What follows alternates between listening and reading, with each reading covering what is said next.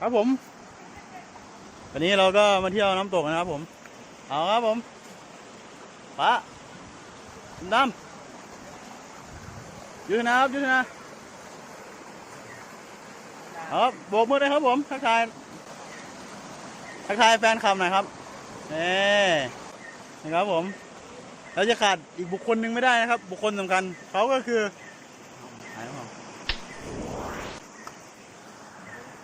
สวัสดีครับผมสวัสดีอันนี้คือพี่ใหญ่ครับพี่ใหญ่นี่ก็ได้พาน้องขาดคนนี้ไม่ได้เลยพาน้องๆทั้ง3 คนมาเที่ยวน้ำตกกันหัวหอกตัวต้นตัวตีขอบคุณทุกกำลังใจขอบคุณมากครับผมกดตบแก๊งนางฟ้าเดี๋ยวเราดูแก๊งนางฟ้าก่อนแก๊งนางฟ้าซูมแก๊งนางฟ้าดิ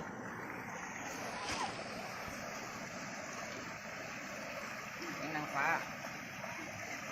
ทำอะไร